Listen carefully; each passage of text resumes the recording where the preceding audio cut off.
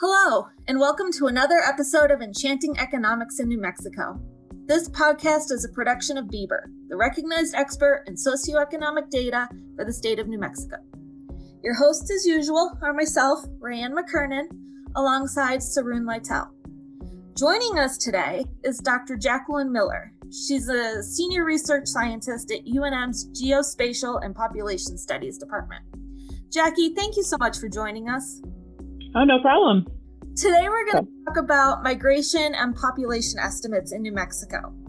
As a demographer for GPS, Dr. Miller calculates estimates and projections for the land of enchantment. Dr. Miller, how often do you update these? And can you explain what data it is that you look at to come up with these totals? Sure. So I produce estimates for actually the state, the county, and the tract level every year. We usually release those in the summer because they're produced basically based on the July 1st population for each year. And so they're produced for the prior summer. So for example, the 2020 estimates will be released this summer, and the July 1st, 2019 estimates were released last summer. For the estimates, we look at several pieces of data to get a sense of how population is growing or shrinking. This includes vital record data, such as how many births or deaths happened in the prior year. And we also look at how many houses have been built in the state and how many kids are enrolled in school and how that's changed over the years. We also look at Medicare enrollment data and data on how many licensed drivers there are in the state. For projections, we produce population projections less frequently, typically every 2 to 3 years. And for these, we use vital record data on births and deaths as well for the state. And we also typically use census data from the 2 prior censuses to understand how migration patterns were for that most recent decade. Because we are waiting for the 2020 census, our most recent projections, we actually use the 2010 census and our estimates to determine migration patterns, because we know that the 2000s were quite different from the 2010s in terms of migration, and we're quite far out from 2000 to 2010 as it is. We plan to do another round of projections as soon as the 2020 census data is released, and that'll probably give us a better sense of migration. Migration is always the hardest piece of projections to understand. Birth and death data are usually quite accurate. And so being closer to the census always provides for a stronger projection model.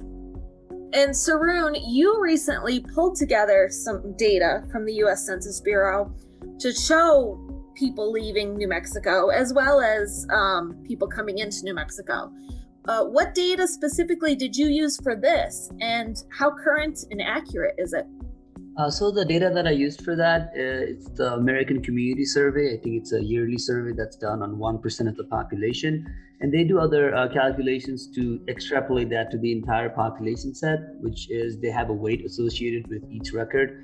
So like a record would have a weight saying how many people like this are represented in the economy. So after you adjust for the weight, it almost goes out to be the entire population, but the source is the 1% of the population nonetheless. So for that calculations, I used the 2019 one-year estimates, and it's also called the Public Use Microdata Sample, the PUMS data. And it was released on October 15, 2020. So since it's only in 1% of the population, it's really difficult to extrapolate the accuracy of it. But also we don't have, we can't really do the entire census every year. That'd be a big project. But we can normalize it by the census. And like Jackie said before, the closer you are to the census, the better they can normalize it. And the accuracy decreases as you go into the census, and every 10 years it revitalizes again. All right, so let's talk about New Mexico as a whole. What is the population compared to other states? And how does it compare to the last 20 years? And what do you see for the next 20 years? Yeah, so in terms of population size, New Mexico is the 37th largest state. And so, of course, out of 50 states, that means it's one of the smaller states in the U.S., but certainly not the smallest. We have a population of just above 2,100,000 people. So growth has slowed in the United States as a whole over the last decade, but even more so in New Mexico.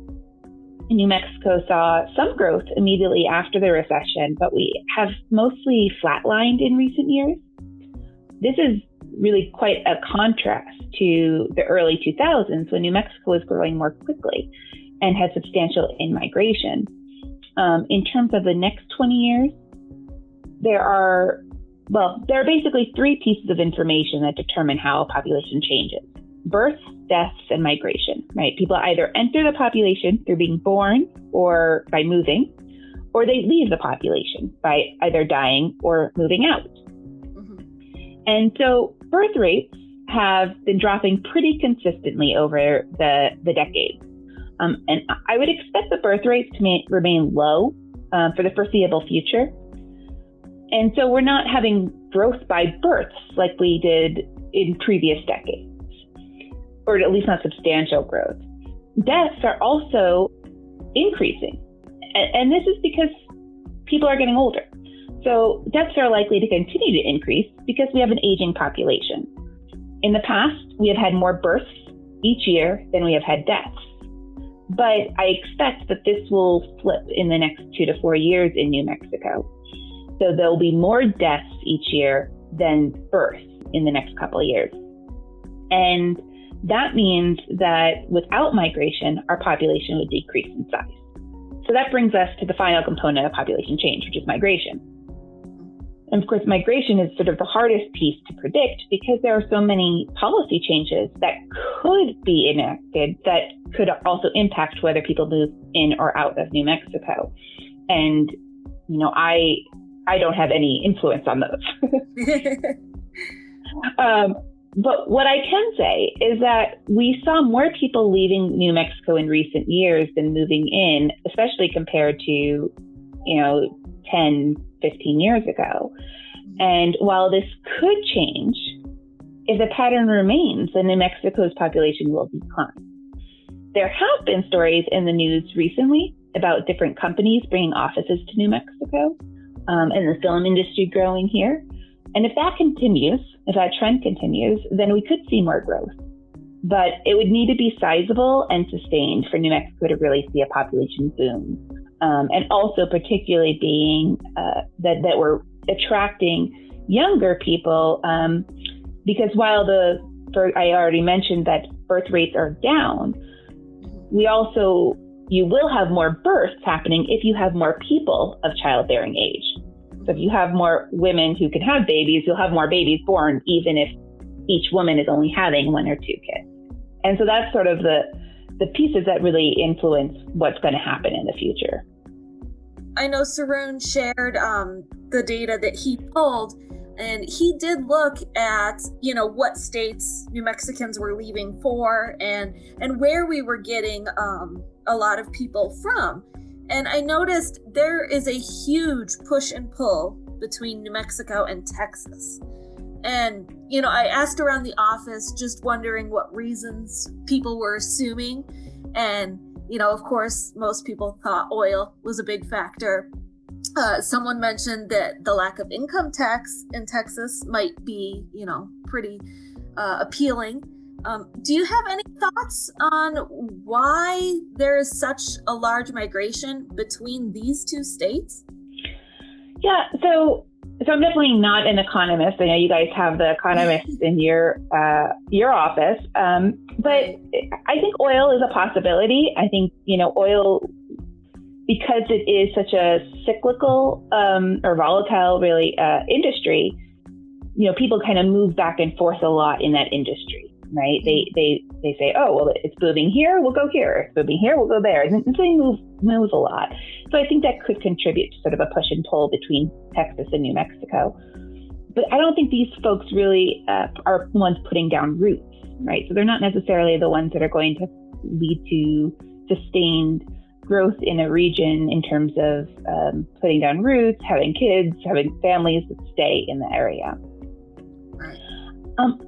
I don't really think that taxes are a major pull, because even though Texas doesn't have an income tax, they do have very high property tax. So, taxes are just paid in different ways. But, all states have some form of taxes that help sustain their communities.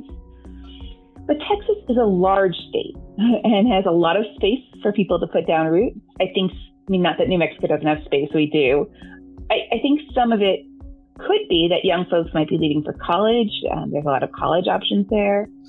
But also that people move for job opportunities. Yeah. You know, New Mexico was seeming to recover from the 2009 recession prior to the pandemic, but it was far slower in recovering than our neighboring states. So many people left over the past decade for opportunities in other states. And we really saw that starting in 2012, 2013, where other states were recovering, and then you saw more out-migration from New Mexico at that point. And it was slowing down pre-pandemic, but we don't really have the data yet to determine exactly what's happened over the last year. And Texas is a big state. There are a lot of companies who have headquarters there or satellite offices, and so they just have opportunities potentially for jobs that we don't have here. And that's kind of my assessment as a non-economist, but I think it actually depends a lot on economic factors that I don't have the expertise in. I do want to make sure that I point out that your estimates and projections are available on GPS's website, which is GPS.UNM.EDU, and that anyone can go look at them for free. So I want to also point out that, like you said, they're broken down into county level. And I know, obviously, the pandemic has hit hard and we don't exactly know what's going on.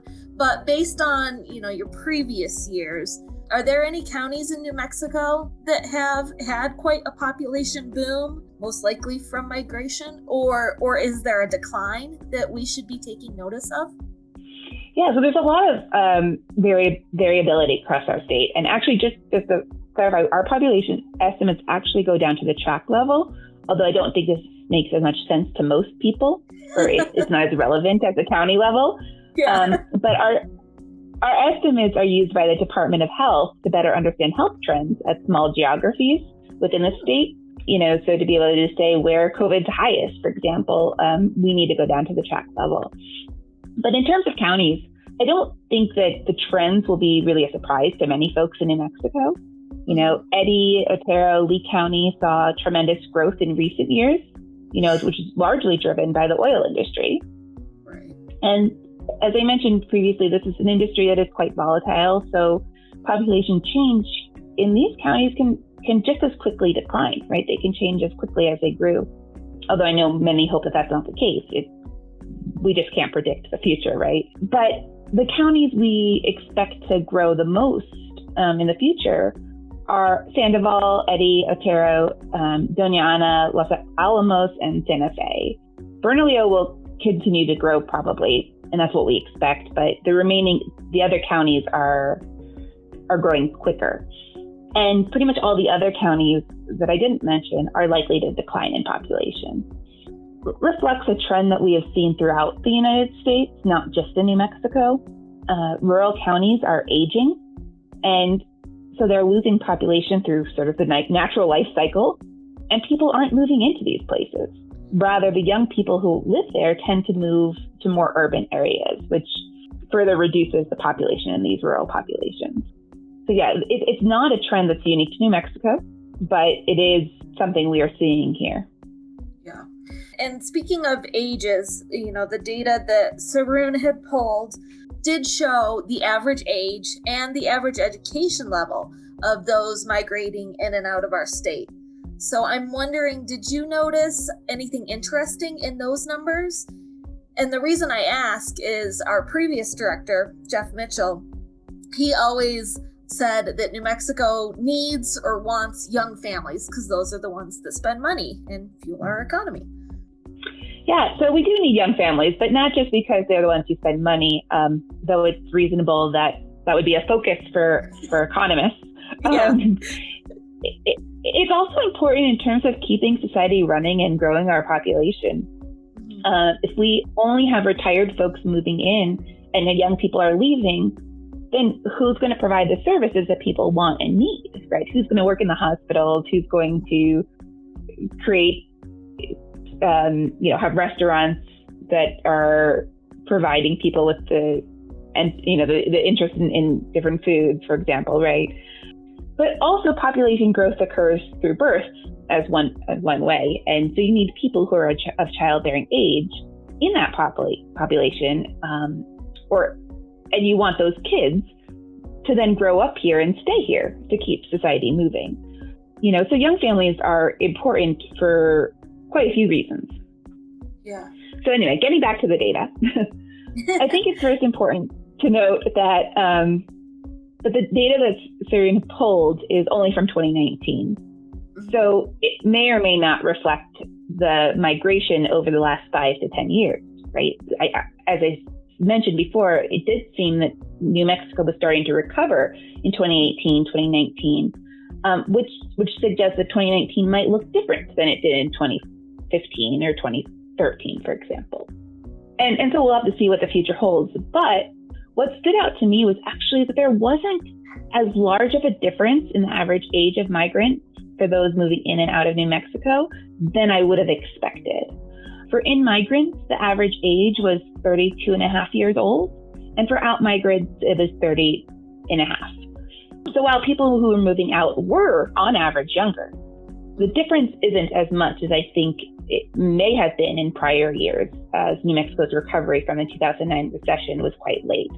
That said, over the decade, we have had a loss of working age population due to both out-migration over the years and because the baby boomer generation is just aging out of the workforce, right? They're retiring and there are fewer people in the generations below them to fill up that age group. So I do think it is something that we need to be concerned about because we want working age people in our communities, but and honestly, I think this is pretty much going to be the theme for this podcast today. But at least in 2019, the difference wasn't as big as I personally would have expected. Okay. That's interesting. So another thing that Dr. Mitchell used to talk about a lot was the brain drain in New Mexico. And I had never heard of it. So for anyone who doesn't know what it is, it's when the most educated people leave an area for better opportunities elsewhere. But I imagine that your office, and I believe that, your former director, Dr. Deli Alcantara, paid attention quite a bit to this brain drain. How can we, as in GPS and BBER, how can we better study if there is an actual brain drain? Yeah, so I've actually only been in New Mexico for 3.5 years now. But when I came here to GPS, our late director, as you mentioned, and founder, Deli Alcantara, she talked a lot about the brain drain as well. And in all honesty, it's not something I've spent much time looking into, even though I do think that it is of concern. SIRIM sent over the 2019 data for migration by education, and it did seem to suggest that there was some more people who had higher education leaving than staying. Right. But 1 year isn't enough to really talk about a longer term trend in the state. I do think it would be a useful thing for GPS and BBER to look at, even though it's not something that factors into our estimates or our projections, because it's not what determines the number of people in our state, which is what my analyses usually focus on. Right. But it is relevant for the state as a whole. So really what we need to do is, we can use the claims data. And the issue with that data is that, SIRIM already kind of mentioned that it's a sample, so it's small. And it works really well when you're talking about a large population, if you think about the whole state. But the smaller you break it down, the less representative it's going to be. If you have one person who's sampled in that community, they provide a weight for that person to represent all the other people who might be similar to this person. But in a small sample, you'll really end up with only one person representing all these other people.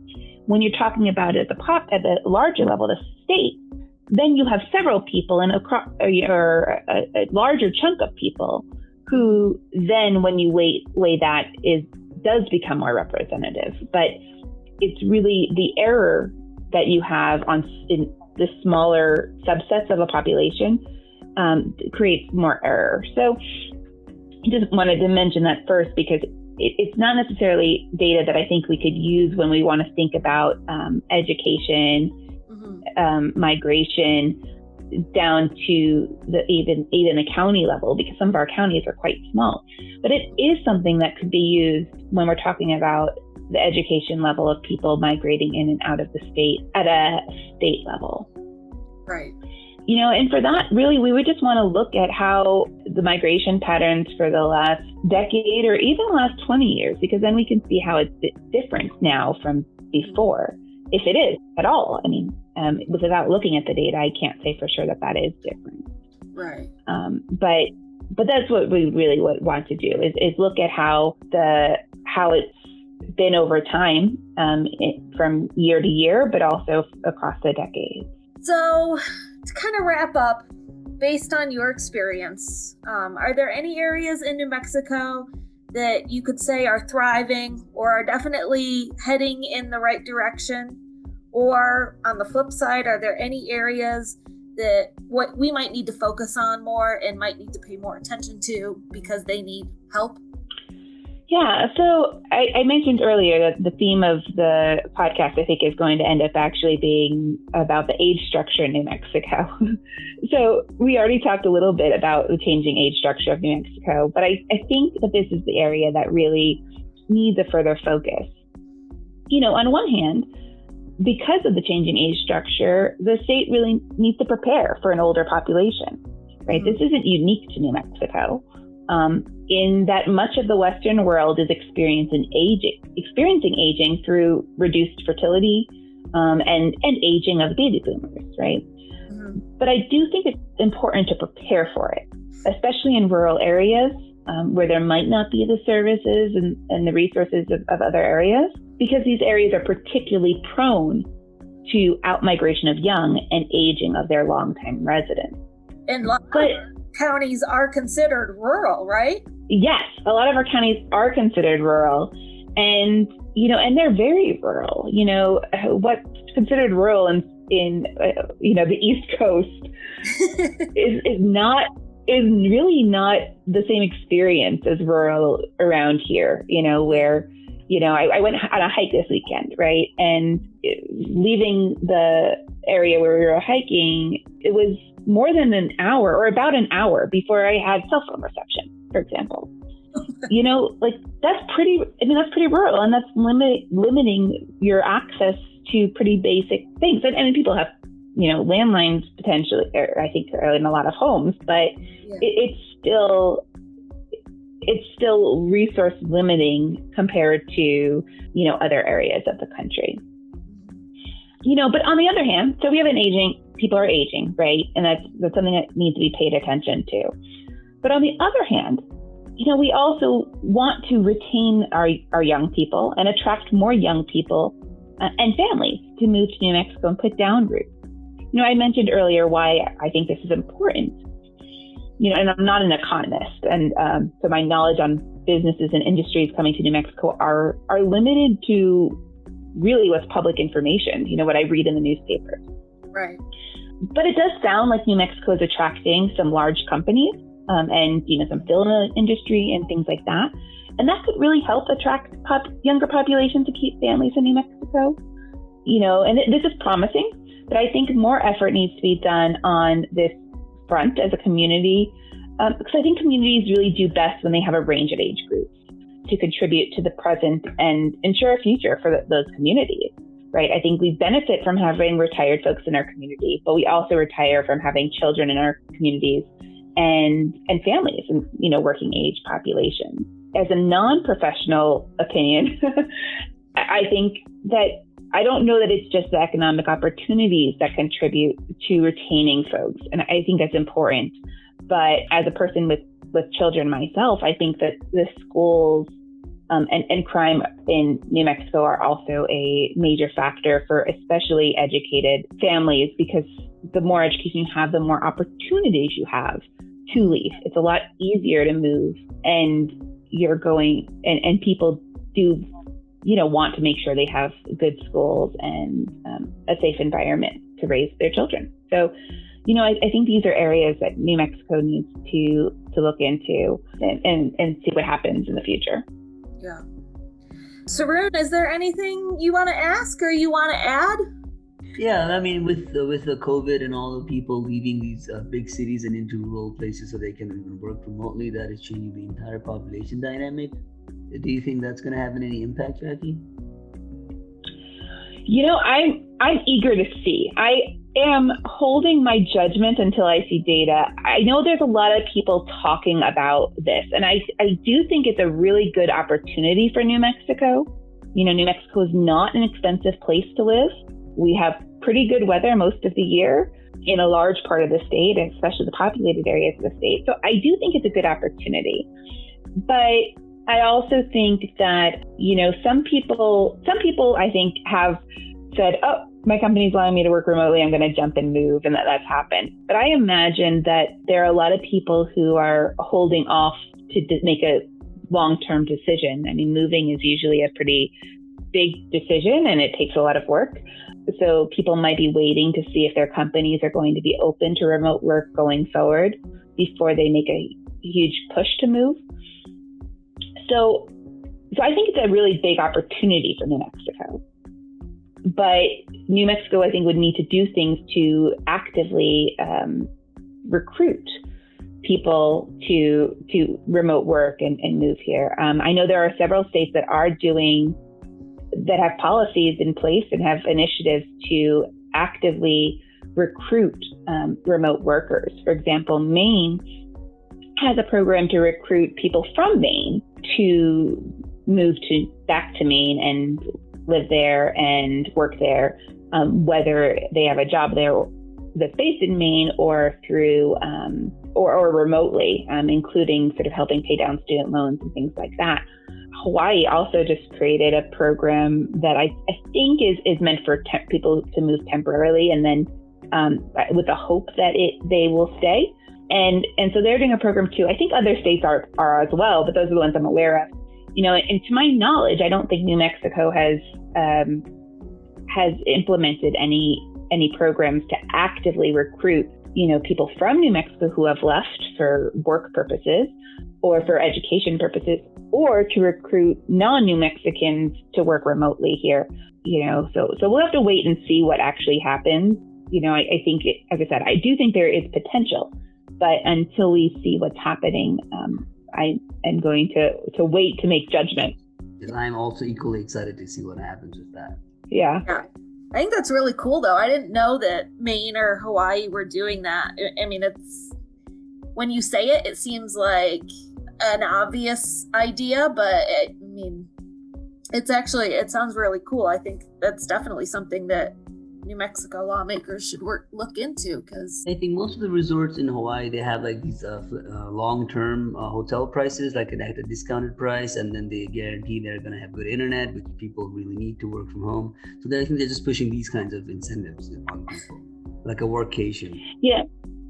Yeah, well, their program involves, they pay for your flight to come, your round trip ticket. Actually, they allow you to return to wherever you're from if you want, but they also require you to get involved in some community projects with the hope that if people are sort of making connections to their community, that maybe they'll decide to stay. And they do have the long-term sort of rental type thing that Surin was mentioning. Yeah. But the program also works out additional discounts on those because they're still pretty expensive, because Hawaii is not a cheap place to live. Right. But theirs works that way. Maine has existed. Maine didn't just start theirs. It's not a pandemic related initiative, although they, I think, maybe have created some additional remote work information. But I mean, theirs started because they recognized that their population was getting much older and their young population was leaving. And so they needed to do something to encourage people to come back. Yeah. And so that's what they're really focused on. And it, as I said, it's not new. I don't know what year it started, but I think it's been around for about a decade. The exact year it started, I'm not sure, but as I said, I do think some other states or at least cities have programs, but I'm not aware of all of them. I like the community involvement aspect of it too, though. I think it's really cool.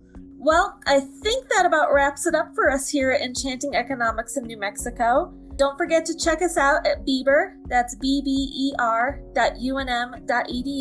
or on social media. We're on Twitter, Facebook, Instagram, and LinkedIn under @UNMBeber. Thank you all for listening, and thank you again for joining us, Jackie. We really appreciate it. No, thanks for having me.